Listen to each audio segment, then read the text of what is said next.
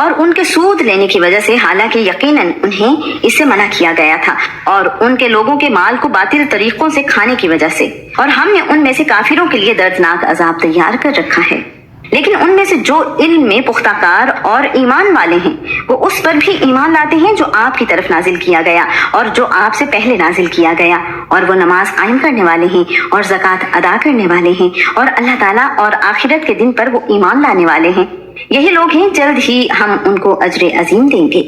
ہم نے آپ کی طرف بھی بلا شبہ ایسے ہی وحی کی ہے جیسے ہم نے نوح اور اس کے بعد کے نبیوں کی طرف کی تھی، اور ہم نے ابراہیم اور اسماعیل اور اسحاق اور یعقوب اور اولاد یعقوب اور عیسیٰ اور ایوب اور یونس اور ہارون اور سلیمان کی طرف وحی کی تھی، اور ہم نے داؤد کو زبور عطا کی، اور وہ رسول جن کے حالات یقیناً ہم پہلے ہی آپ پر بیان کر چکے ہیں، اور وہ رسول بھی جن کے حالات ہم نے آپ پر بیان نہیں کیے۔ اور موسیٰ سے اللہ تعالیٰ نے کلام کیا، خود کلام کرنا۔ وہ رسول خوشخبری دینے والے اور ڈرانے والے تھے، تاکہ لوگوں کے لیے رسولوں کے بعد اللہ تعالیٰ پر کوئی حجت نہ رہے، اور اللہ تعالیٰ ہمیشہ سے سب پر غالب کمال حکمت والا ہے۔ لیکن اللہ تعالیٰ اس پر گواہی دیتا ہے جو کہ اس نے آپ پر اتارا ہے، کہ اس نے اسے اپنے علم سے اتارا ہے، اور فرشتے بھی گواہی دیتے ہیں، اور اللہ تعالیٰ کافی گواہ ہے۔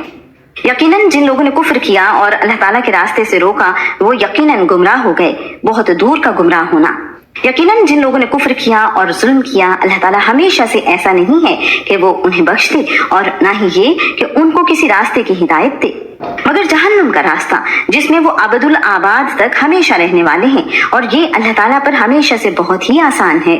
اے لوگو، یقیناً رسول تمہارے پاس تمہارے رب کی جانب سے حق لے کر آیا ہے، چنانچہ تم ایمان لے آؤ، تمہارے لیے یہی بہتر ہوگا، اور اگر تم کفر کرو گے تو بلا شبہ اللہ تعالیٰ ہی کا ہے جو بھی آسمانوں میں اور جو زمین میں ہے، اور اللہ تعالیٰ ہمیشہ سے سب کچھ جاننے والا کمال حکمت والا ہے۔